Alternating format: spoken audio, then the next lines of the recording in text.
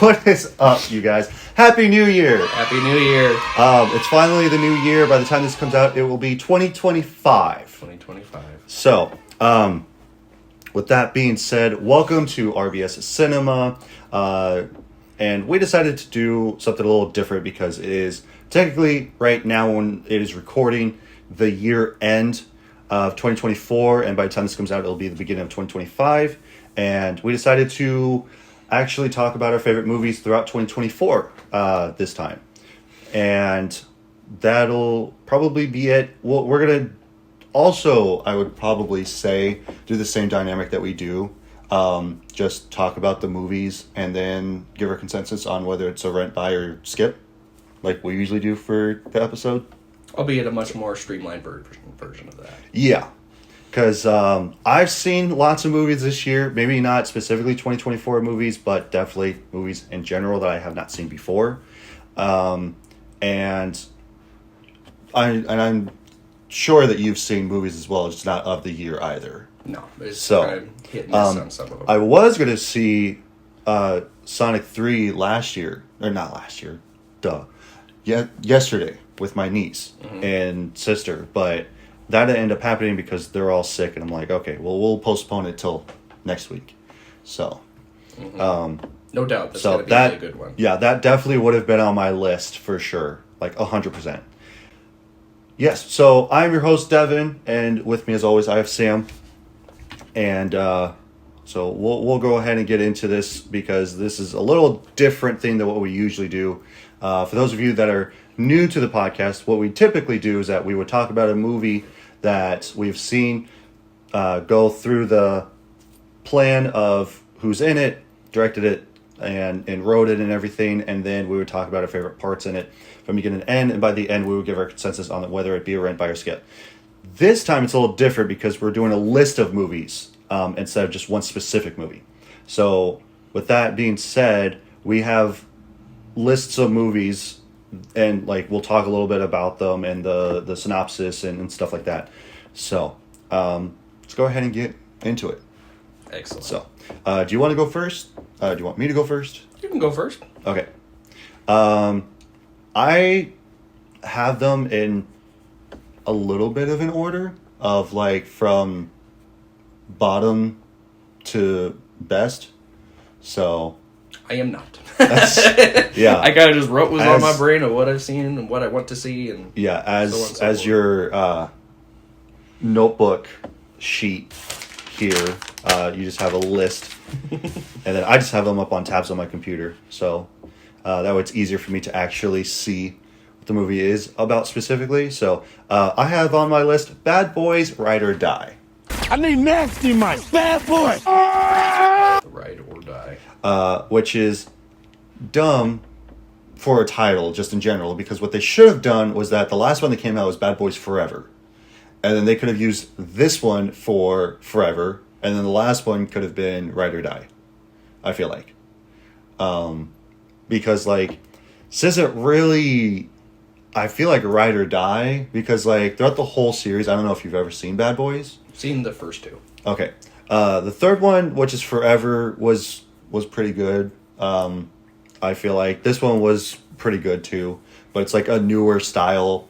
It's not Michael Bay that directed it or anything like that, but I think that he produced it, if I remember, from this one and the last one that came out a couple years ago. But otherwise, I think that they're both good in their own right, but like there's a certain, I don't know, it has a certain glossy look to it, I feel like, versus the last couple that came out. Like the first two that came out, it's like more grainy and stuff. Like almost comatose kind of a way, kind of dead. Not comatose, because like even with this, like you can tell that it's not Michael Bay that did this. Like it'll put you to sleep, and then certain moments it'll, ooh, I'm awake. No, not like that, but just like the look of it, like the cinematography. Just straight cinematography? Yeah. Got it. So, because sometimes with Michael Bay, he would have like a lens flare of like the sun or like bright lights or something like that, but not like J.J. Abrams. But like longer cuts, not as many No, it's very quick cuts. They are still quick cuts? Yeah, Okay. the first, like, this one and the last one were very quick cuts. So when I think Michael Bay, I think quick cuts, explosions, that's Yeah, about it. that's what they pretty much were going for, because, like, I don't know, these last two, they just try to go bigger and better with the movie. And it's like, you don't have to have a bigger and better thing. Like, they're Miami cops. They've been doing this a long time. Yeah. Like, honestly, what they should have done was just, like, probably end it with 3. But because this one was actually really good, and that's why it's on my list, it definitely not blew me away, but it definitely surprised me of how good it was. I'm just like, oh, okay, this is actually pretty good. Like, it still reminds me of Bad Boys. But it being called Ride or Die doesn't really make much sense, because it's not like that anybody's, like, in jeopardy. Like, they basically get...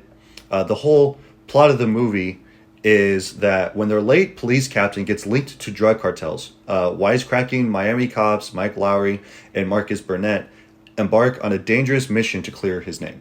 So basically, I think, it was the last one. Their captain died, so they got a new captain. And they're still connected with this new captain and stuff. And evidently, what ends up happening is that these drug cartels, like it says, like, are linked to the captain because of some notes or something that's in the computer system. And that's not actually true. So then they get pulled into it. They get arrested for it because... they like the headquarters thinks that they're in on it as well, because they were so close to the captain and stuff, and they have to try to clear their name. And then they get Mike's son, Will Smith's son, with him to, like, they break him out so that way that he can help them and stuff. So cool. But otherwise, I thought it was a pretty good movie for the year, I would say. Obviously, if I've seen more, that definitely would have been taken off the list. So what would you put it at? What would you... Well, I bought the whole collection on digital. Nice. So, but me personally, I would say that it's a rent. I mean, it's alright, like...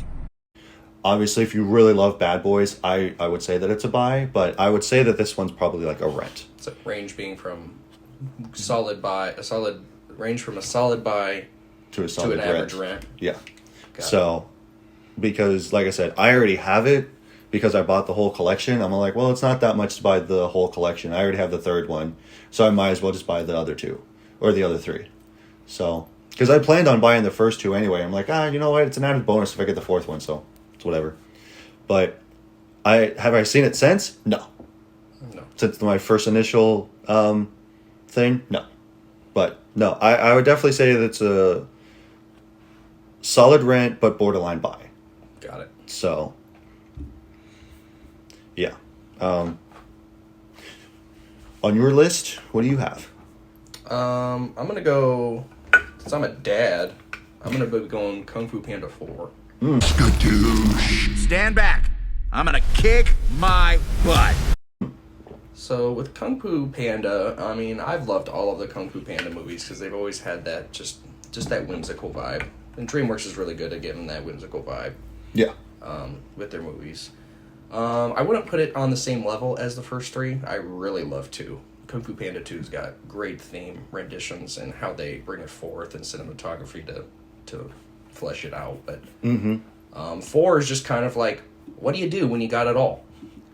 Yeah. What do you do when you finally have reached your mission? I mean, like, when you even reach what you've worked your life up to. Yeah, I mean, even in the third one, he found his family. Mm-hmm. And, like, it's been a while since I've seen it, but, like, he found his family, and it's like, that's all that he ever wanted was for him to find his family. Mm-hmm. And this one is just all about, okay, once you've gotten it all, what do you do? Yeah. You pass it down. Okay. It's all about passing it down in the 4th movie, and I really like that. Obviously, I don't think it's like perfectly rendition when it shows that, but what they wanted to do with the movie and how they presented, they were able to do it in a pretty succinct way, I think. Nice. I don't really have too much to say about it. I mean, it's kind of more the same look-wise, just a little bit more, We've gone a little bit to 4K now, so I mean, that kind of helps make it a little clearer. Yep. Back in the 1080 days with 1. Right. Which isn't bad, it's just we're just in different time frames now with how things are made. So Yeah. and of course Jack Black being the voice actor of Poe. Again, I just absolutely love his voice that he does with that. He's owned that voice.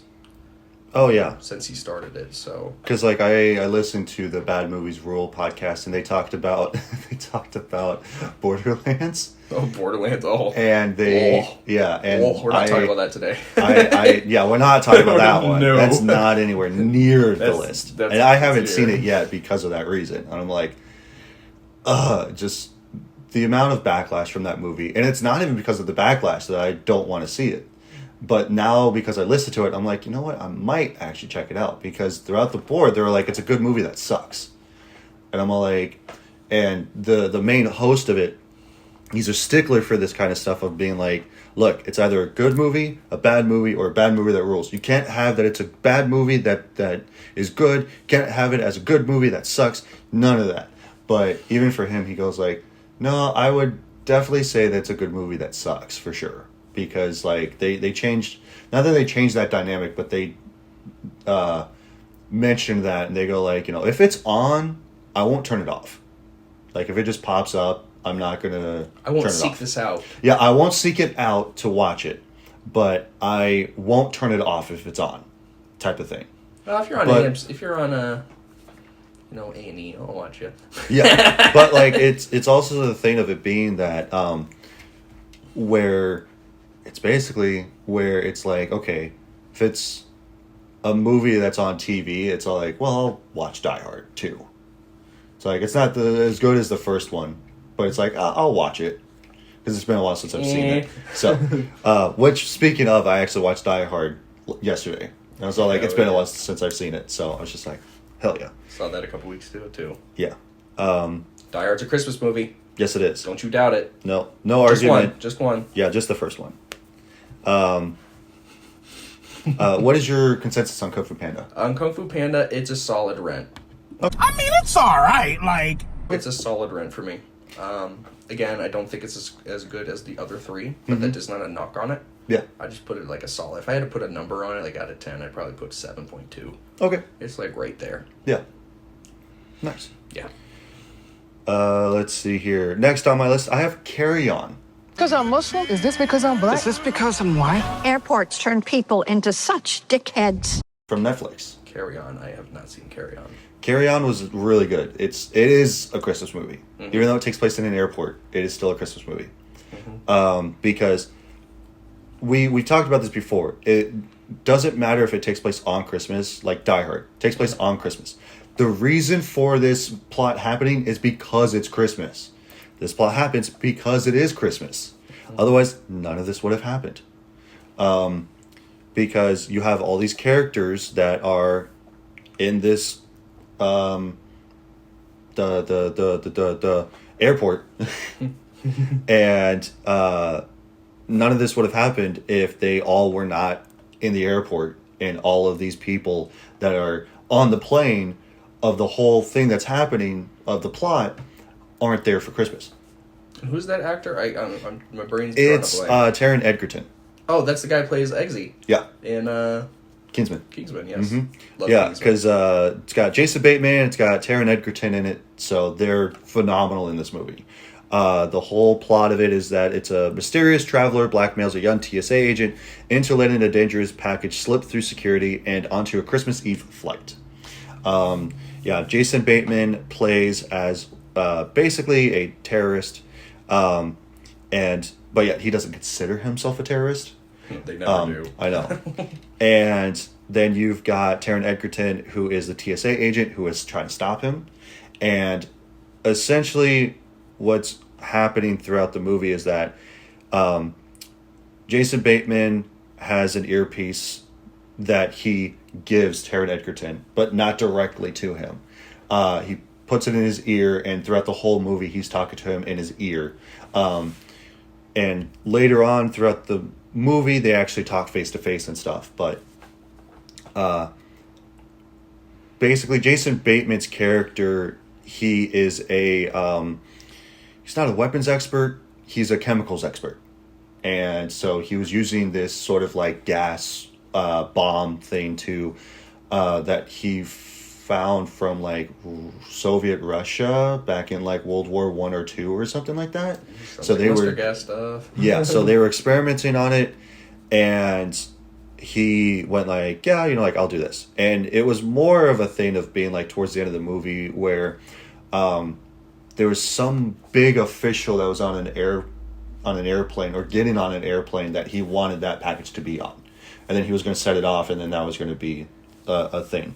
But of course, Taron Egerton, he's going to try to stop him and everything like that, and all this bunch of stuff. And it was actually a pretty good, solid movie. So, Sounds like a pretty fun plot line. yeah, it's a really good movie. And like I said, it's on Love Netflix, airport so stuff. it's free if you have Netflix. So definitely give that a watch. I definitely enjoyed it. If it was available, I would buy it. Fuck yeah! For that reason, because it's a solid movie. So, but of course, being on Netflix, By Netflix. yeah, buy Netflix. That's it. You know, it's on Netflix. Buy Netflix. But yeah, that was the other thing on my list that I've watched this year. All right, so I'm going to switch it up a little bit here. I'm going to talk about one that I wasn't able to see and kind of work for you because I know you have seen it. Alien Romulus. Yes, super good. It's my one of my top three movies. It's been of one the of year. those movies that has eluded me this year because I've just been so busy in this last couple of months. So, but I've always been a fan of Alien series and any kind of Alien video games, all that stuff. So I really am gonna see Romulus pretty soon. I'm gonna just bite that bullet in the next Yeah, couple weeks. I bought it, so I would say that already it's a bought buy. it. Fuck yeah! It's I a would say buy. that it's a buy. We're not even Like, gonna the wait. whole- Just straight buy, baby. Like, the only reason for that is because that it's directed by Fede Alvarez. Fede Alvarez is a great horror director. Like, he did the Evil Dead 2013 remake. So that was well run. Right? that was well received, and it was really, really good. And then you've also got him in Don't Breathe. So Breathe. that was a really good horror movie, too. I went to the theater and I watched it, and I was just like, this blew me away. As soon as it came available to like buy physically, I bought that. So I have it on Blu-ray now. But I wanted to get the steelbook for Alien Romulus, but I just couldn't. Like, they didn't release it physically in Walmart, because like that's where you can basically buy them physically, unless you have a specific movie store that also buys them and sells them as well. Which unfortunately, here in town, they don't have them anymore. I have to drive out of town to go and like go to a specific movie store. It sucks. Worth it. Yeah, it's definitely worth it if I want to make the time and make the drive for it. It's like, okay, got a little bit of extra cash. I'll go to this movie store, check it out, see if I can't buy some stuff from there. But as far as I'm aware, with steelbooks especially, can't really find them a whole lot on physical, because Best Buy was the place to go for steelbooks, because they were just like exclusively for Best Buy. And they're starting to cut back just a little. Yeah, not Walmart- completely, but they're Yeah, you can feel it's Yeah, because Walmart picked it up for the steelbook editions. And then they even went as far to re-release stuff that Best Buy had before. And it was just like, awesome, like that's cool. And now, for whatever reason, they just decided not to do that as much. Now they're not releasing steelbooks as often, and it sucks. Or it's like they would release a steelbook for Borderlands that they did. It's just like, why would you do the steelbook for that, but not like this other movie that I really want? Like Alien Romulus. It's like, I don't want to have to buy it online. The only thing that I am worried about buying steelbooks, especially online, is the fact that they will become damaged. There's a gamble on whether or not your steelbook will come in damaged. I bought the Shang-Chi steelbook when that came out through Best Buy, and the back of it was dented. And I'm all like, that sucks. But I follow the subreddit on Reddit of steelbooks, and there's been times to where people will buy them from Walmart, and what they'll do is that they will have the security box in the package that they put the movie in. And so it's just like, I've seen oftentimes to where people are like, how do I take this off? Like, it's kind of awkward if I go to Walmart and it's just like, hey, can I get you to open this security box for my movie that I purchased online? So that to me is just kind of strange. But yes, for me, Alien Romulus, I have the plot here because that was one of my top 3 movies of the year. Yeah, this is the one I kind of don't want you to go too far into. No, I'm not going to go too far into it, but just talking about the plot specifically. I've heard way too many good things. It's really good, but it's while scavenging the deep ends of a derelict space station, a group of young space colonists come face to face with the most terrifying life form in the universe. That does not give the movie justice. No. That is a very clip notes. Like, here's just what the movie is basically about. That's just the bare bones of what it is. So that's like just the back it's of the xenomorph. Yeah, like that doesn't even scratch the surface of how this movie is. But it's available to stream on Hulu for free, like the rest of the Alien movies. So I've seen all of the Alien movies, and I actually watched it around Halloween this year. All of the rest of them, just not Prometheus or Covenant.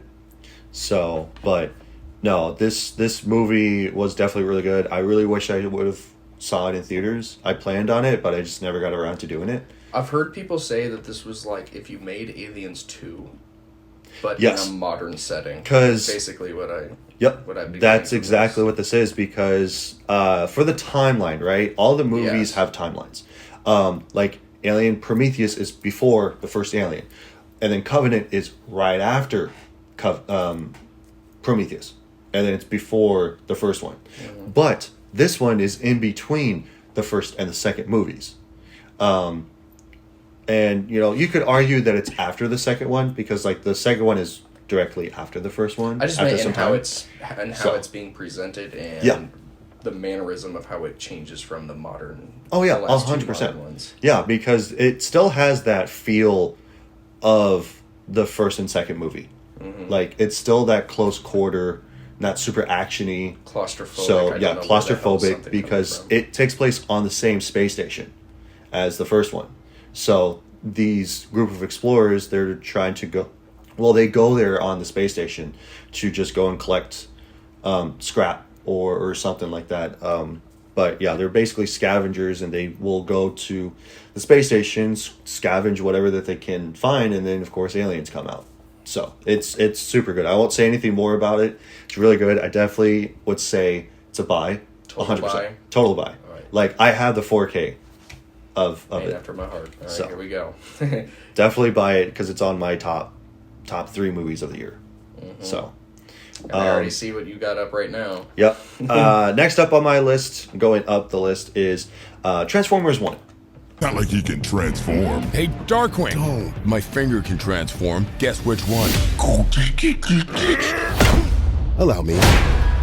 And I actually wanted to buy the steelbook for this one as well, because the look for the steelbook was very reminiscent of like the first Transformers movie, like the animated movie. Mm-hmm. And it had that look to it to where it's just like, this could have been like literally the first Transformers movie again. If Michael Bay went retro. Yeah, right. But yeah, talking a little bit about the plot, the untold origin story of Optimus Prime and Megatron, better known as sworn enemies, but who once were friends, bonded like brothers, who changed the fate of Cybertron forever. Which I would have to say that that's true, because this movie, like it says, is about before that they become enemies, they were best friends. Like they worked in the mines together, and then they're trying to be better than where they're at, type of feel for the movie, and they can't transform. So not yet, but by the end of it, they're able to do that. But it's just a lot of steps at the end of the movie of just like talking about it, just trying to go through it of how they transform. So, but no, I really thought it was a really, really good movie. Like I went to go and see this with Fabian in theaters before he left to move out of state. So I'm just kidding. yeah, Love you, Fabian, if you ever hear us. traitor. But No, it's super good. I really enjoyed it. It's definitely a buy on my list of movies because Fuck yeah! I actually bought it on 4K. Again, would have loved to have the steelbook for it, but because again with my anxiety about ordering stuff online because of that reason, I'm just like, I don't really know if I want to do that. So, but no, I definitely think this is solid. Movie for sure, because I forgot how many other good movies that came out. This would have been in my top 5 for sure if I didn't remember these other movies that came out that I have on my list. So definitely a buy for sure. Definitely a buy. So All right, next one. Obviously, one of your favorites. We're gonna go into Deadpool and Wolverine. yeah, Let's fucking go. yes, that is my second favorite movie of the year. So, which you haven't seen my favorite of the year. No. So, but that one's really good. But yes, Deadpool and Wolverine. What is there left to say about this movie? It was so good. Like, oh, you don't know how long I've been waiting for this? Yeah. Oh, I'm about to make a name for myself here. How long I've been waiting for this. Woo, I'm about to make a name for myself here. I don't think you guys walk away from this. You just make sure people know what happened here today. It's so good, and especially with the memes that came out, just the Gambit memes on top of that. Like, oh my gosh. Like, I'm sorry, who's your dialect coach? The Minions? Like, can you like talk normal? Like, it's so good. Like, it's so good. Just the cameos that are in this movie alone are great. And even with this movie, Ryan Reynolds talked about that this is a swan song for the 20th Century Fox movies. So that would be like the Blade. I was going to say Blade first thing. Yeah, Blade, the Fantastic Four, Daredevil, Elektra, because she also got her own movie. Of course, just the whole X-Men franchise, because now with Marvel buying them, or I should say bought them, they're going to remake the X-Men movies. So, but they're going to do origins for each character, and then they're all going to come together as X-Men. So, which is pretty interesting. Some of them are going to get movies, some of them are going to get TV shows. Which I would have to say that's the best bet to do, because not every single one of the X-Men needs their own origin movie. Like, definitely the big hitters like Cyclops, Storm, Wolverine, just to name a few, Jean Grey, like, you know, that's pretty interesting stuff to actually get across the board, to where it's just like, okay, these guys for sure, as the core of the X-Men, can have their own movies. These other ones, like Jubilee or Gambit, it's like those guys can have TV shows, because like there's not a whole lot of origin to them. I feel like I haven't really. Some are influences, some are the pillars of what they are. Right, and even for me, I've never really read the X-Men comics. I've only read like I've read a few of the Deadpool ones, a few of the X-Men ones, or not X-Men, Wolverine ones, but not really specifically X-Men.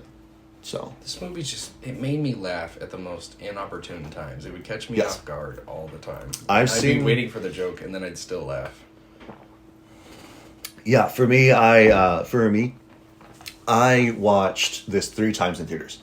I saw it first when it was first coming out the first week with my wife, and then I saw it the next day with my friend, like a group of friends, and which for whatever reason, when I told him after it was over, I said, hey, by the way, I watched this last night with my wife. And he goes like, why would you do that? Like, this was our movie. And I'm like, why are you getting so defensive about this? It's a movie. Like, you brought your girlfriend to come and see this with me. I couldn't wait. I had to see Ryan Reynolds slap his butt 40 million times in a 2-minute span.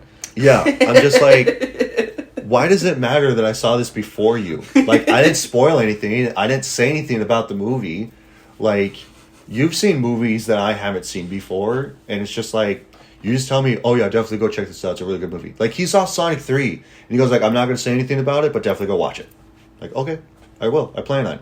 Okay. So, but yeah, like, even with my friend, we would go and watch movies all the time. Like, when John Wick Chapter 3 came out, we saw that back to back for Avengers and then John Wick. Jeez, that's a So, fun weekend. yeah, that's a 5-hour movie extravaganza right there. That's a So- smorgasbord. So with that, it was just like, yeah. So, but with him, it was just like he was really, really adamant about watching it together, and I'm like, okay, I can understand if it was just me and him that went to go and see it, or his son, but he was not by himself. He took his girlfriend, his son, and our mutual friend and his girlfriend, and then there's me, and then there's supposed to be another friend that went, but he had other stuff going on, so he couldn't go.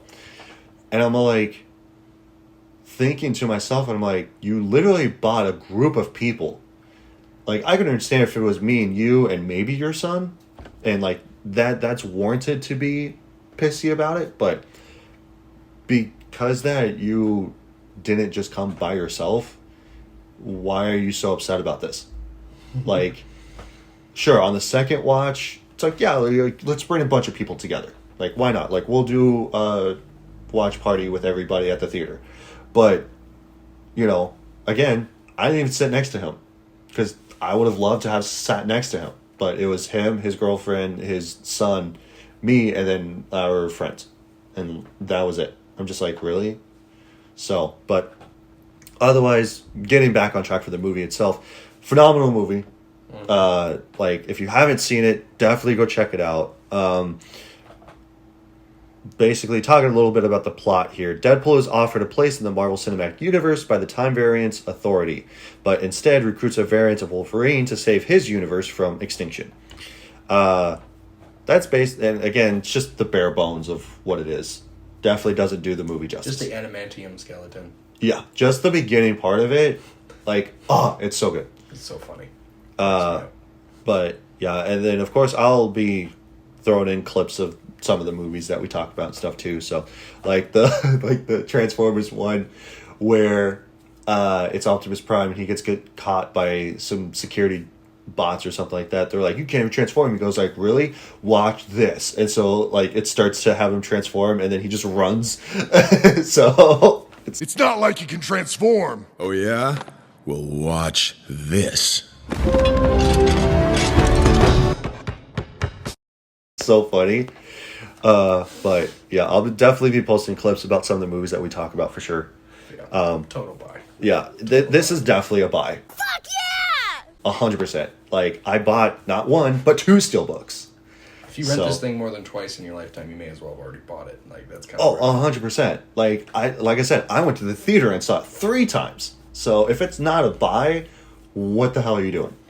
So, but no, and I definitely understand with some people that they don't like Marvel movies. Just in general, across the board, they just don't like Marvel movies. I don't even see this as a Marvel movie. I know it is, but I really never treated it that way because they totally break the mold of everything that is a Marvel movie. Yeah, I mean, even it's just from Marvel the first, in name, and that's beyond. Yeah, from the first Deadpool movie, that movie was great, and then the second one was even better, and this one just blows those 2 out of the water, and it's not even because it's connected to the MCU, and it's not for that reason. It's just because that Deadpool, this movie by itself, is just a great movie.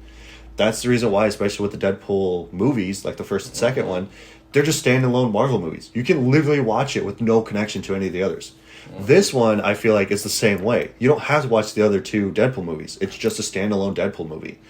But there is a couple of things that you would have to keep in mind when you watch this, though. There's about 3 key components that you have to see. 1, the 20th Century Fox Marvel movies, being the X-Men, Fantastic Four, and Blade, and Daredevil. When I saw Blade in this, I just lost my shit. I was just like, they're going for the jugular on this one. Oh, 100%. And so you have to watch those movies at least. You don't have to watch all of them. You have to watch just the basic ones. Then you also have to watch Logan as well. So you don't have to watch the other 2 Wolverine movies, even though Origins is crap. You just have to watch Logan because there's the reason for this is because that basically Deadpool's world is basically going to go away in the timeline because they no longer have what they consider their anchor being Logan. And because he died in his movie, spoilers for Logan for being back in 2018, he dies, and then with that being said, Deadpool's universe is going to cease to exist. But he has the opportunity to go into the MCU universe now. And then we're introduced to the TVA, who is really a big prominent thing in Loki. And for that, it's like, okay, now you have to watch Loki. You don't have to watch all of it, but at least the first season. Because the second season doesn't really play off of Deadpool and Wolverine, just the first one. But, you know, you have all of those key components that will have little to do with this movie. But no, definitely for sure. I would have to say that it is a buy as well. Yeah, not even a question. It's a straight buy. Hands down, buy. Not even a question. And then next on my list, I have The Beekeeper. Know what they do here? Scamming the weakest in our society. Buddy, I'm counting to 3. 1, 2, 3. There, I did it for you. With Jason Statham. And this movie was really good. Like, it surprised everybody, I feel like. Like, even There Are Too Many Movies podcast that I follow. They didn't talk about this movie, but the guys that have seen it, they're like, I was really surprised of how good this movie was. Like, it's this Jason Statham action movie, but it is such a good action movie, though. I would say that it is kind of John Wick-esque movie, but it's not really a whole lot of John Wick. But basically the whole synopsis of the movie is that a kind-hearted landlady commits suicide after falling victim to a phishing scam, leading former quote-unquote beekeeper operative Adam Clay to set out a brutal campaign for revenge upon those responsible, which is in fact true, because he is literally a beekeeper, because he rents some of her property. Like, he has her like shed, giant like farmhouse that he has rented out from her, and he keeps bees over there.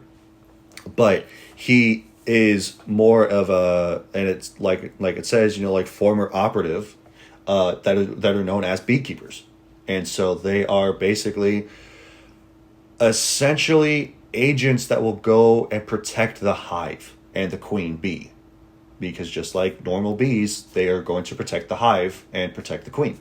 So, and there's tons of them, right? So for him, it's hand-to-hand combat, it's weapons and stuff like that. But yeah, essentially just like what the plot says, this old lady, he like basically is looking not after her, but like really cares about her and stuff. And then he finds out that she basically was in a phishing scam because, of course, just like with laptops, people get pop-ups. They're like, hey, you know, you need to call this number, and because like now you have a virus on your computer, and what they'll do is that they'll go into your systems, into your computer, they'll wipe your whole system clean of your bank account information and all this much stuff. They'll just take everything that you have. And then she basically commits suicide because that's literally all that she had.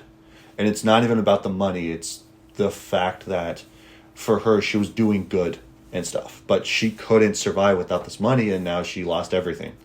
So, and then there's, I think it's FBI agents or CIA agents or something like that, but her daughter is the lead agent on this case. And because she, like, they're trying to track down where he's at the same time, because he's taking revenge, and it's a revenge story for him. But yeah, he's just trying to go after this huge company that is doing this. Like, it's not just one simple little like office that's doing this. No, it's literally a huge company that this is how they make their money, is by scamming people and taking all their money for all that they're worth. So definitely scumbags. Definitely get what they deserve. I just bought this on digital, so I would say that this is definitely a buy. Definitely. Fuck yeah! Definitely a buy. So Good boy, Jason. yeah. So yeah, because it's on my list of movies that I wanted, and I just never got out to actually go and get it on physical. But if I ever do come across it on physical, I would probably buy it again. So it's definitely double dip and buy. So What do you have? Next one is kind of similar to what I was saying with Kung Fu. I've seen Kung Fu Panda. I've seen parts of it, but not completely. Would be Dune Part 2. May thy knife chip and shatter. Nice, I watched that too. So I've only seen snippets of it, but I've seen the other renditions of Dune. So I didn't really feel like I needed to watch all of it. Yeah. I probably will at some point, but I wanted just to see what the major scenes that they were showing in Dune Part 2. Right. Especially some of the fights and just speeches. Yeah, the It's very dialogue heavy. yes. But I like the dialogue. The dialogue was really good. The story was really good. Just didn't make my list because like everybody's freaking out about the first one. And then I watched it. I was like, that movie was okay. And then I saw the second one. I'm like, okay, this one's better than the first. And for that, I was just like, all right, like, that's okay. Like, I watched it. I wasn't blown away. I mean, the cinematography is great. Don't get me wrong. It's probably a strong suit. Yeah, but I'm just like, it's a good movie. I would say, for me specifically, I would say check it out. So, like, for me, it would be a rent. I mean, it's alright, like... So... That's kind of where I was at the same time. I didn't want to spend too much time on it, but from what I've seen, it was definitely at least worth completely watching at some point. Yeah, and, like, you don't even need to watch, like, the original Dune from forever ago. I think it was, like, the 1980s or something like that. I can't remember, or the 70s. It's a steady stream. They've had a steady stream of different versions of this that basically everybody for the last 30 to 35 years could say, like, I've seen Dune in some fashion. Yeah, because, like, it wasn't a movie that, like, I need to go and watch this in the theater to experience. Like, it probably would have made it better for my experience of watching it, because I watched it on my laptop, because what I typically do is that I just watch movies on my laptop, and I will play a game at the same time because of my ADHD. So, but if it's a movie that I'm doing for the podcast, if I've already seen it, I will watch it the one time. I think I might have mentioned this before, where I will watch it the first time because I've already seen it, and it's like, okay, then I'll take my notes. But if it's a movie that I haven't seen before and we're going to talk about it on the podcast, I will watch it twice, once for enjoyment, second time for notes. And then that's pretty much what I'll do, but I'll watch it on my TV instead of like streaming it on my laptop or something. Because that's what I did for Nightmare Before Christmas. I was like, I've already seen this so many times. I'm just going to watch this on my laptop and just take notes, and then that's it. So, but anything else on Dune Part 2? No, not really. I just kind of wanted to throw that out there. Okay. In general, but, from what I saw, I did like it a lot. Nice. What I saw. What would you give your consensus on it? I would put it as a rent. I mean, it's alright, like... Okay. It's like right in the middle for a rent. Yeah. Like if I'm in the mood to see it again, which I probably will at some point, but I'd probably put it as a straight rent and watch it through again. Yeah, I definitely would say as well that it's a rent, like I said before. The cinematography is great. The like, it's not really heavy on action, but it doesn't need to be, though. It's never been about the action. No, it's never been about the action. And they also have now, I think, 2 series about it as well. Prophecy. Yeah. I think it's Prophecy. Yeah, I think that they have one, but I think they're coming out with another one. I felt like that the ending was kind of like a cliffhanger, too. Yeah. So, I don't know. Like, I love Timothy, though. He's a great actor. Timothy Chalamet is great. He's a good actor in general. He is a great actor for our generation. He probably fits the best definition of what the main character should look like in the books, and I would agree with that sentiment. He's supposed to be a scrawny teenager. He's supposed to be somebody that looks at him and wouldn't think anything of him. And sometimes in that movie, you're like, he's smart. And it's like, well, that's kind of the point. He's supposed to be unintimidating so that what he does actually has more weight. Right. Basically. Yeah, 100%. And speaking of Timothy Chalamet, as I'm on IMDb for my list of movies, he's in A Complete Unknown, where he plays as James Dean, I think. Is that who it is? I believe so, yeah. I think so. But, yeah, no, that's a good movie, though. Not that one. but Dune Part 2. Yes. Just funny that we saw him literally in that same moment. Right. We were talking about him. Yeah. Speak of the devil. And, but moving on to my list here, another really good movie. Let's see here. Yeah, it's like my top 6. Because we already talked about Romulus and Deadpool and Wolverine, which were my top 3 movies of the year. I got Rebel Ridge. So I was thinking, what if we just walk away? Well, now you're starting to talk. What if I was like, nah.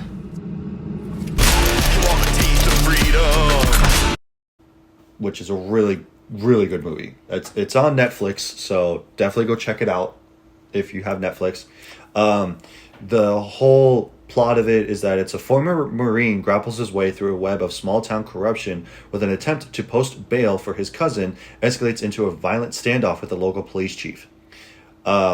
Which, pretty much, that's what it is. Because he doesn't use, like, guns a whole lot in the movie. Which is good. But it's because that when they find out who he actually is,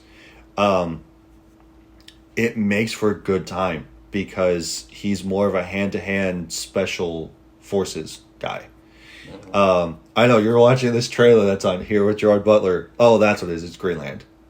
It was just like, what is this movie? It looks super good. I was just sorry. I got extremely distracted. I apologize. Yeah. I was listening at the same time. I know. I was watching it too, and I'm like, what is this movie? And it's Greenland. I haven't heard anything about Greenland though. But, sorry, I'm stretching. Speaking of Gerard Butler, he's going to be reprising his role as Stoic in the new Yes. How to Train Your Dragon live action. Mm-hmm. I saw that. I'm kind of up in the air on whether or not I'm going to go see that. Yeah, but, same. It's probably going to come down to I'm my on the child. fence. I'm on the fence to go and watch it. Kevin is just like super, like, he goes like, yeah, you know, like this movie's going to be good. And I'm like, it's literally just like the animated movie. Like, they've already made it. So, like, why would I watch live action people watch it? If my daughter wants to see it, I'm going to cave. That's basically what's going to happen. Right. Yeah, it's going to be the same thing for my niece. It's like, you know, she wants to go watch it. It's like, all right. Anyway, sorry, you have my undivided attention. I apologize. Yeah. But yeah, like, it's super good. I don't really have much to say off the top of my head about it, but besides that, it's just super good. But yeah, yeah, he was going to a small town to go and post his cousin's bail with some money, and these white cops decide to pull him over because he's black. No, he's riding a bike. He doesn't have a car. He's riding his bike to this town. It's even worse. And there's this cop, couple of cops that stop him, and they actually run into his bike, and he falls and stuff, gets all scraped up, and so they're like, oh man, you know, like, you hit my car. Like, very, very corrupted cops there in the small town. And they arrest him, of course, and he gets out, and they're all like, hey, you know, like, we're gonna hold on to your money. And he goes like, you can't do that. And so, like, they're asking him, you know, like, is it drug money that you got all this money from? Is it like how did you get this money? He goes like, I got a loan from this guy that I know. Why does it matter to you? Type of thing. And so, like, you know, they're very crooked cops and stuff like that. Like, but it's super good. It's really, really good. Definitely, I would definitely say check it out. If it was, again, available to buy, I would buy it. It's a buy for you. Yeah, it's a buy for me. But again, it's on Netflix, so definitely go and check it out if you have Netflix. Or if you're thinking about getting Netflix again, because I know that, you know, people come and go on Netflix. But pros and cons of it. Yeah, pros and cons of it. But yeah, definitely for sure. Definitely go check this out on Netflix. But again, if I was able to buy it, I would buy it. Fuck yeah! So, what you got? I've got Venom: The Last Dance. We're Venom! We are Venom! No. Oh! Yeah, we are Venom. We're gonna need to work on that. Nice. I haven't seen that. It was pretty good. Nice. I wanted to go see it, but I just never got around to it.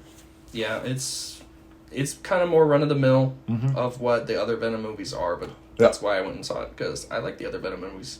Yeah, I had the first two on Steelbook. I bought the first one on Blu-ray when that first came out, and I've seen both of them in theaters with my friend.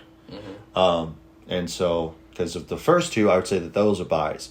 But I don't know, maybe to complete my collection of Venom, I would buy it. Another addition to my collection. Yeah. But yeah, so I would put it with 1 when it comes to how it feels. Yeah. It's definitely got that, same vibe of just the relationship between Eddie and Venom, which is probably the biggest strong suit of the movies in my opinion. Yeah. Is just how that relationship has morphed.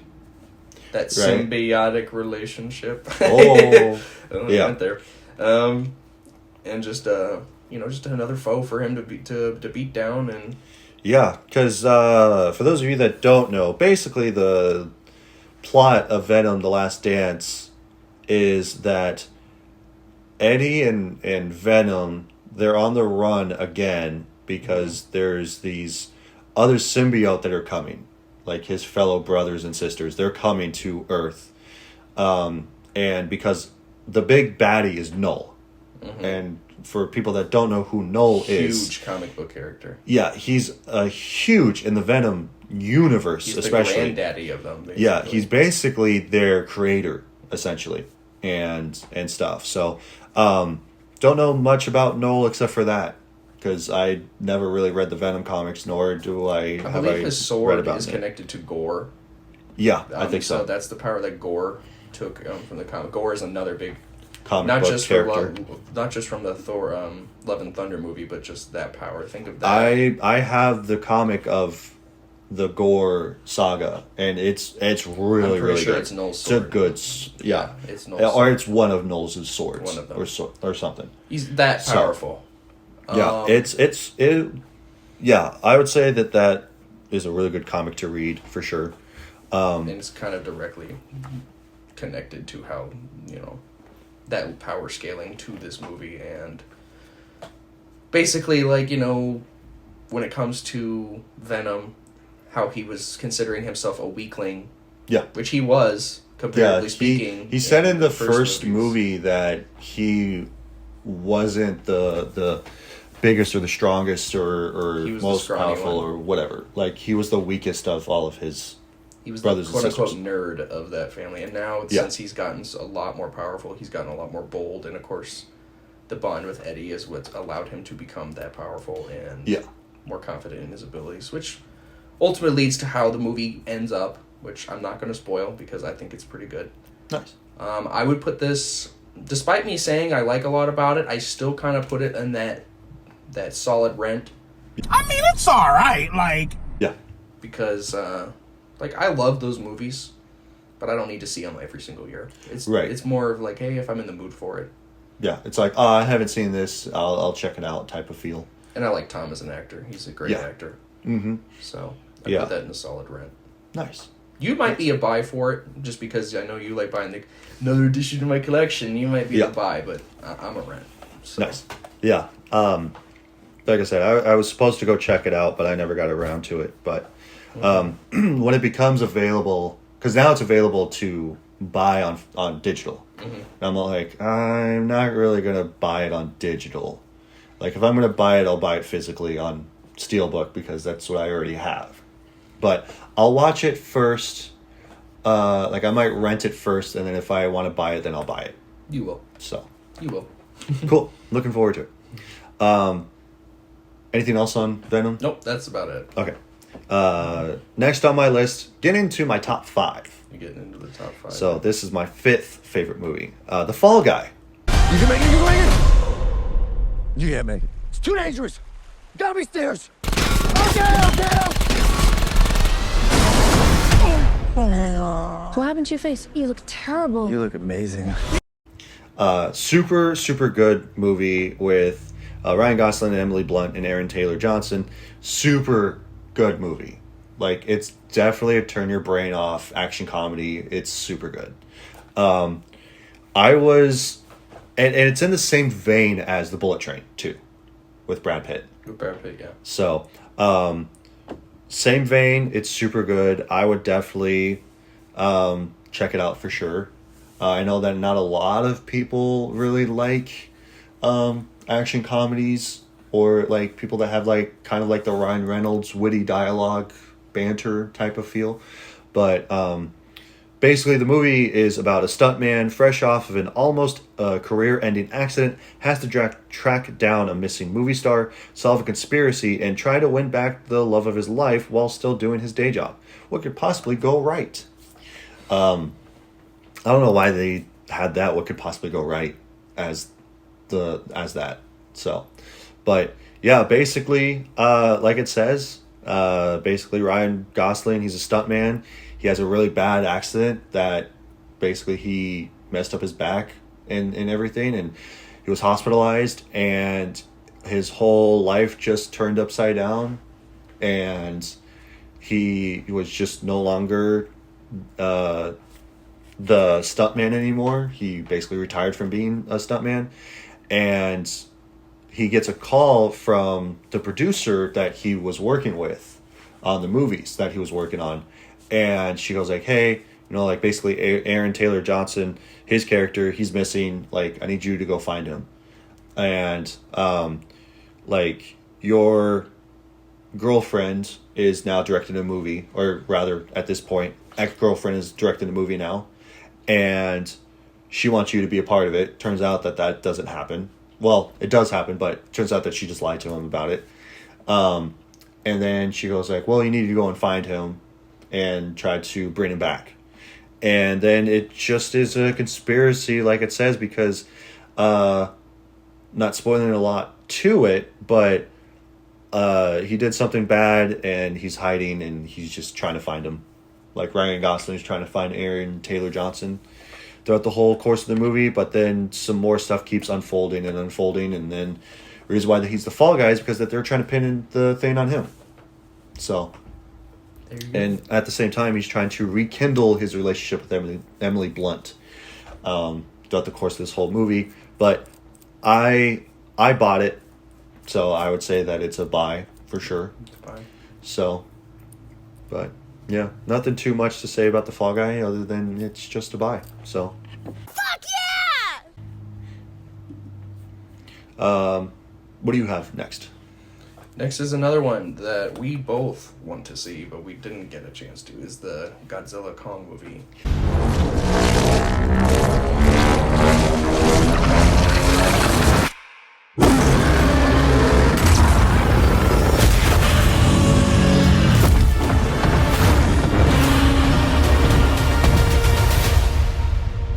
Yeah, that's on my list to watch. I was torn last night to watch it because I was either going to watch that or Terrifier 3.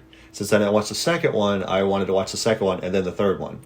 But by the time that I got home, like from my mother-in-law's Airbnb, spending time with her, and finishing that up, I couldn't get around to watching I think it's almost 2.5 hour movie.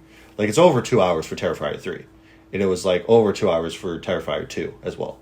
Mm-hmm. So, but yeah, I was torn between doing that. So I was like, oh, you know what? I'll watch Terrifier 2 and 3, and then I'll give my consensus on that. But I never got around to watching 3 because that came out this year, and that one is a Christmas movie. Yeah. So because the first two are Halloween, this one's Christmas, which is odd.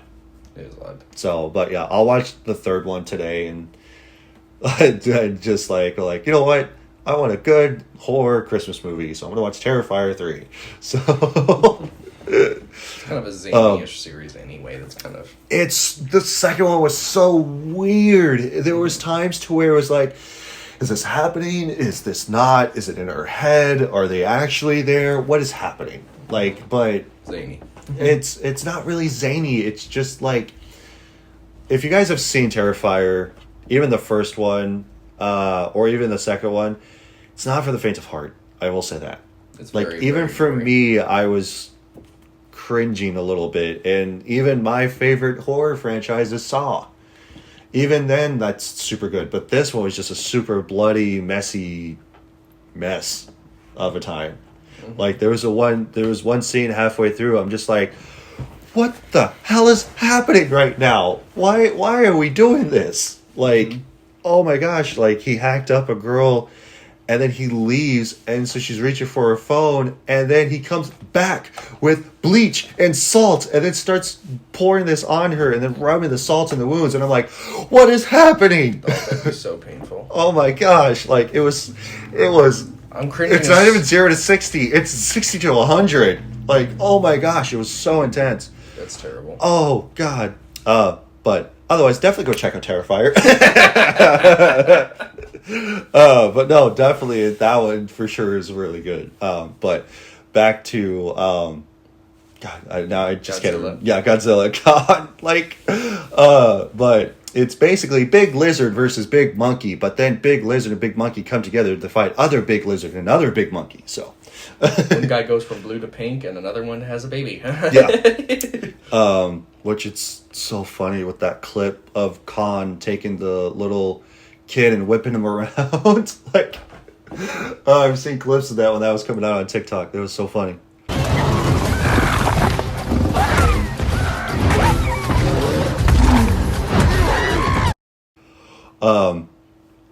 But I don't know. I've seen the other ones. It's gonna be up. The only reason I'm even bringing it up, despite I haven't seen it completely, again, just snippets. Yeah. Why would I not when I've loved every single other one that's involved the two? Yeah, because like what they've done with the MonsterVerse has just been crazy good. Yeah, in my opinion. Like even for me, I talked about this before on the podcast from Krampus, which if you guys haven't seen that, go check that out.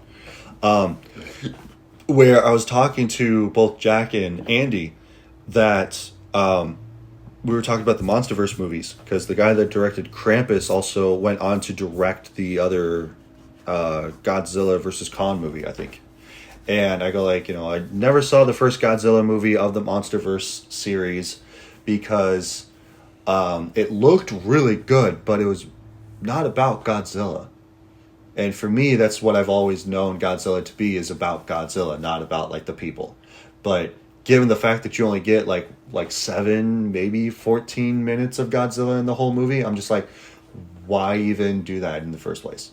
But I know that Godzilla is not a prominent thing in the movies, especially because after seeing, and I think that came out this year, if not last year, Godzilla -1. Yeah, -1. Yeah, -1 was super good. Mm-hmm. And like that one was definitely a buy, but I didn't buy it. That was one of those movies that you didn't know you needed until you saw it. Yes. It's one of those movies that are really good that it's all like, I am fine with not owning it. Like, if you were to recommend it to other people, you would say, definitely check this out 100%. Go and buy this. That was a haymaker that nobody saw coming. 100%. Like, that movie was so good. I saw that in theaters. There really wasn't that much PR for it either. It No. just kind of was like... It's a Godzilla movie. Like 1 month before, and here we are. Yeah. And it was one of the best movies of that year. Like, it won awards and everything. Like, it was so good. Cinematography. Yeah, the cinematography was really, really good. The acting in it was really, really good. They went as far as to also make a black and white version for it too, and then it got re-released in theaters because of it. Like, it was really good because then they took out the color one and then they just went like, you know what? Let's re-release this but black and white. Like, it's the exact same movie, just black and white. We go in Kurosawa, baby. Yeah, and it's kind of like the Logan Noir version of it, where it's black and white, or the black and chrome for Furiosa or Mad Max, Fury Road. So, like, when you have a super good movie like that, and then you're like, you know what? Let's just make it artsy now. Let's just put in black and white. Screw it.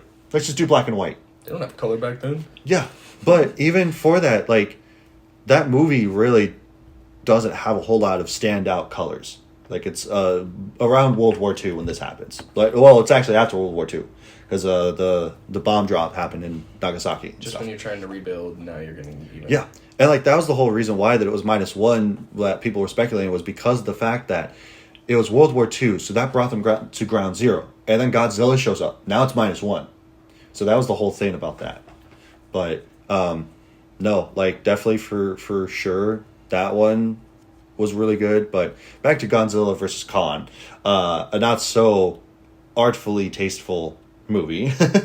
Very artful for sure because of the bright colors and stuff. But no, it was definitely on my list of stuff to watch for sure. I really wanted to watch it. So, but like I said, I might watch it today. I don't know.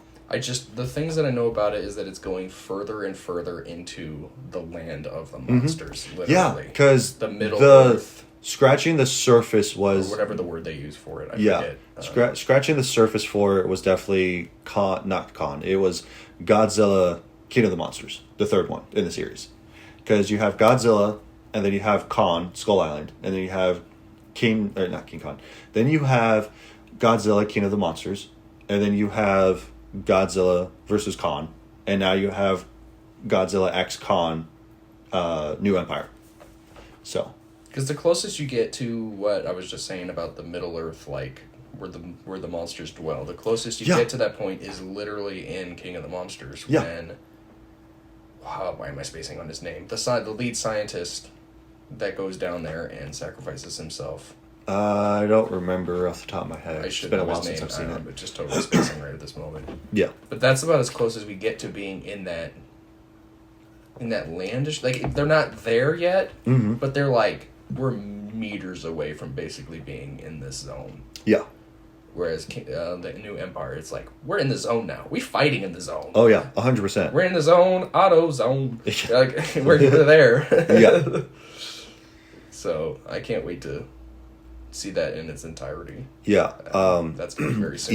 Even by looking at it and haven't seen it, I would definitely rank it as a buy. Fuck yeah! It's going to be a buy. So, I'm confident in that. like, I don't have any of the other movies, but I don't know, I might buy it as like a collection type of thing or something like that. Maybe on digital, if anything. Because like I have a bunch of like collections that aren't on digital, like that are on DVD. Like I have the Planet of the Apes collection, I have the Daniel Craig collection of James Bond. I have the Mission Impossible collection for those. So, but yeah, I don't know. So, anything else on Kong, Godzilla? Pretty straightforward. All right.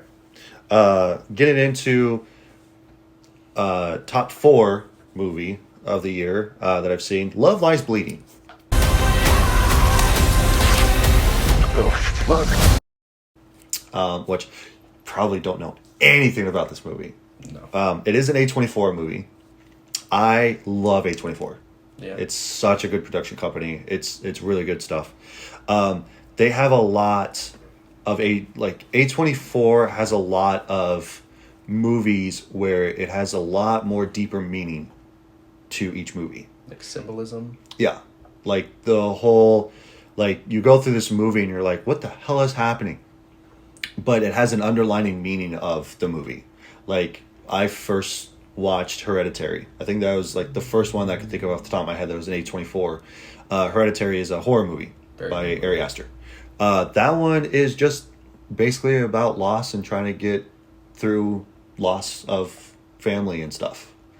And then Midsommar was his other movie that I've seen, which is really good, better than Hereditary. And then that one is the underlying meaning behind Midsommar was about acceptance of who you are and like trying to find who you are as a person and stuff. So, and then Ari Aster's third film being Beau is Afraid, not that great of a movie. It's very, very weird. It's Joaquin Phoenix is in it. And like, don't get me wrong, he did phenomenal in the movie, but it was just a really weird and bizarre movie, just in general. But that one is about exploration and stuff, like getting out of your comfort zone and stuff. Go figure. So, but yeah, otherwise, Love Lies Bleeding is a really good movie. And the whole basically broad spectrum of it is that it's a reclusive gym manager, Lou, finds falls hard for Jackie, an ambitious bodybuilder headed through town to Vegas in pursuit of her dream. But their love ignites violence, pulling them deep into the web of Lou's criminal family. But yeah, that is just basically the tip of the iceberg of what it's about, because it's available to stream on Max. So if you got Max, definitely go check it out for sure. It literally just looks like it's playing the movie on IMDb. But yeah, because for the other girl, Lou, it's got Kristen Stewart and Dave Franco and Anna Baryshnikov. I don't know how to pronounce her last name, but pretty much, yeah, she's like heading through town. She's going to go to Las Vegas for a bodybuilding competition, and she goes to this gym where Kristen Stewart, Jackie, works at as a manager. Oh no, it's Lou. Jackie is the other girl. So, but yeah, Lou is basically working at this gym and everything, and she finds Jackie and has her come and work out there because like for a bodybuilding competition. And so she it literally just looks like it's playing the movie. What the heck? Just straight up. But yeah, so they fall in love and everything, and her family background is like more criminal. Like her dad's like I feel like he's kind of like a mobster, I feel like. And it's, I don't know, it's just a really, really good movie and story and everything. And this movie is about like addiction and love mostly. And with Jackie, she gets in the middle of this huge criminal thing of where her dad is, like I said, the criminal, like mobster type guy, and he's trying to do stuff, I guess. I don't know. I really can't find the words to describe this movie a whole lot without actually talking literally about the movie. Yeah. Because it's been a while. I haven't seen it since the summer. So, yeah. But it's a super good movie. I'd say that it's a buy because I bought it on digital. Fuck yeah! If I could have gotten it on physical, I would have bought it on physical. But it just was never released in physical. And I'm like, what the hell? Like, I would have loved to have this movie in my collection. I want to touch it. I want to hold it and kiss it and put it in my bed and sleep with it. Not like that, but like literally sleep. Too late. Or yeah. It's already out there. God damn it. But no, it's such a good movie though. And of course, like it's being an A24 movie, it's more artsy. It's like, no, it's great. It's phenomenal. Definitely check it out for sure. So, that about what you got? Covers my list of what I really wanted to talk about. So okay, you can keep talking about what you have for your list, your all top right. 10. Last movie that I have on my list is The Substance. One single injection unlocks your DNA and will release another version of yourself. This is The Substance. The Substance. Substance came out September, and So it's kind of new. yeah, it's like a newer movie. Like it's such a good. Oh my gosh, it is such a good horror movie. It's body horror. So, essentially, the bare bones of it is that it's a fading celebrity takes a black market drug, a cell-replicating substance that temporarily creates a younger, better version of herself. That is pretty, and I have kept saying this. It's a bare bones of what this movie is about, because like, it's got Demi Moore, it's got Dennis Quaid and Margaret Qualley. Qualley? I don't know.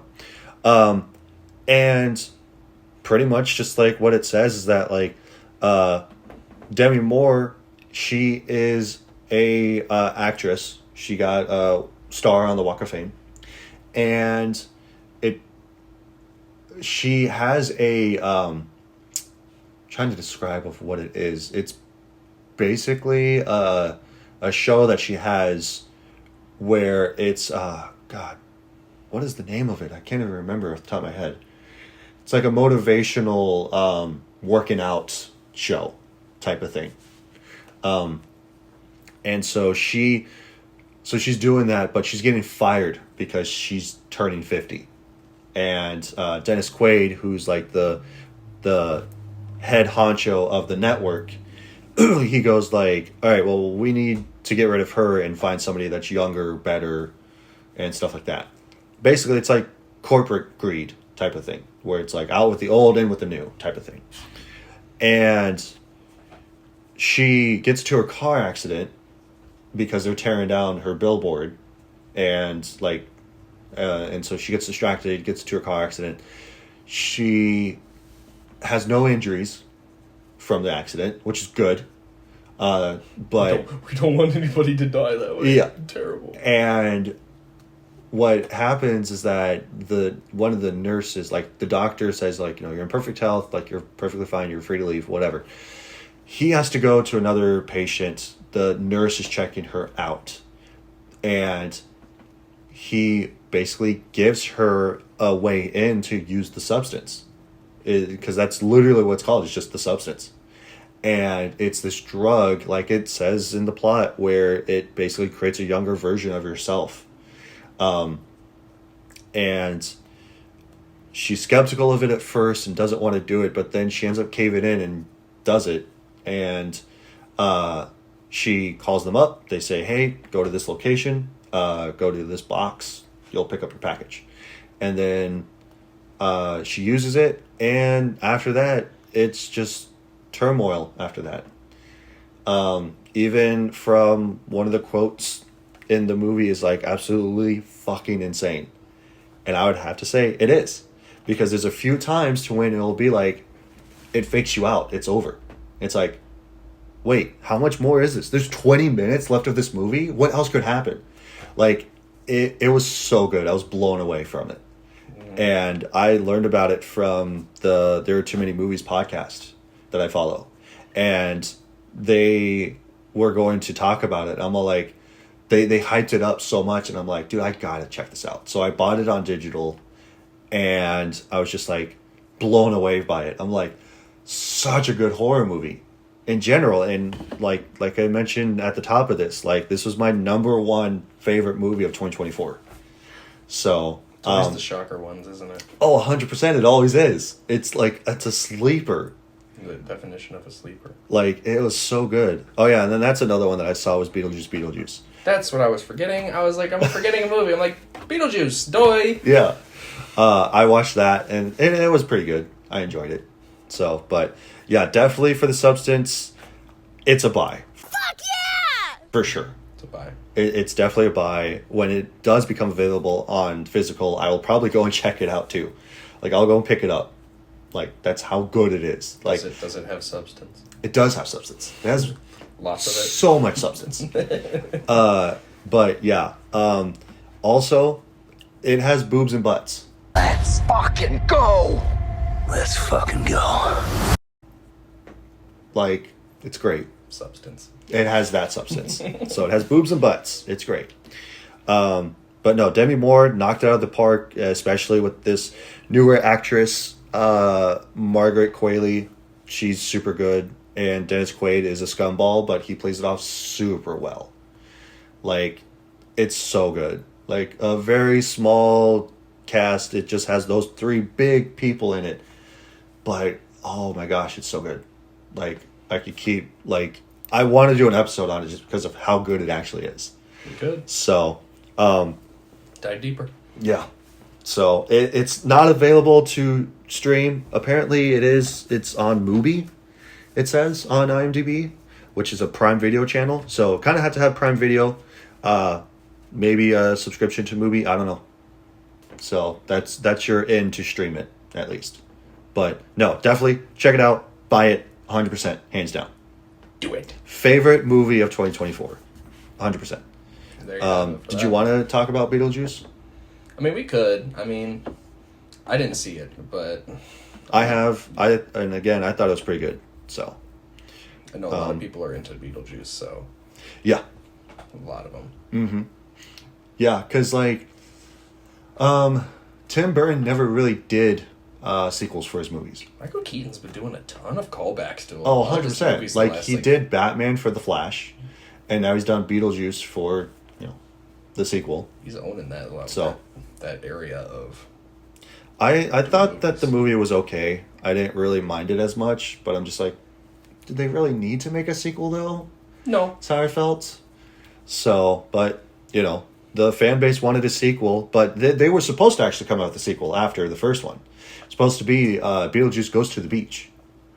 Oh yeah, you told me about this a couple. Yeah, the studio wanted to make a sequel for it. It wasn't supposed to be Beetlejuice Goes to the Beach, but because of how big Beetlejuice was, the studio wanted a sequel for it, and Tim Burton goes like, "No, I don't do sequels." He made it so bad that they didn't want to. So they were really clamoring for it. They're like, "We'll give you whatever you want. No holds barred. You can do whatever." He was like, "All right, fine." So he asked for some money and he put it together, and then he just went like, "No, Beetlejuice Goes to the Beach." Showed it to the company, and they were like, "You know what? Let's just not do this." And they were like, "Okay." And he got what he wanted. He did not want to make a sequel for it. So, but why they decided to do this, I have no idea. Like, it's not bad. It's not a bad movie by any means. But even for Beetlejuice, the sequel, Beetlejuice, I would probably say that one's a rent.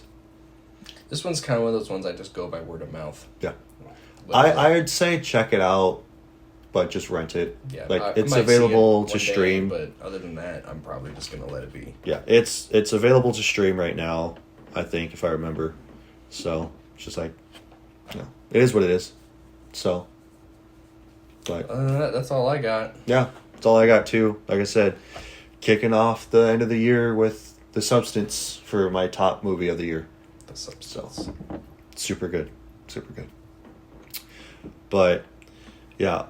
Normally, this would be the end of the episode where we would talk about our consensus. But throughout the whole episode, we pretty much were doing that movie by movie. But, yeah, definitely go check out the movies that we suggested. And let us know in the comment section below, what was your guys' favorite movie or movies for the year. And let us know if you've checked out any of these movies on our lists, what you guys thought about it. Definitely, for sure. Be sure to subscribe.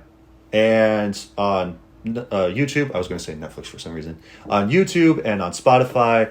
Be sure to follow us on TikTok and on Instagram, where I will be posting clips of our episodes. And be sure to share this with anybody that you think that might enjoy movies or might have a few goofballs talk about movies. But otherwise, that was our top movies of 2024. And then we'll talk about an actual movie next week. So, I'm going to start actually posting on the Instagram ahead of time of what we're going to be talking about. So, that way, for those of you that are watching/listening, you guys can get a heads up, like, hey, we're going to talk about this movie in a few days. And then if you guys want to engage with the podcast, you guys are more than welcome to watch it, engage with it, talk about a little bit about the movie with us and stuff, and interact. So, yeah. But otherwise, we will see you guys next time. So,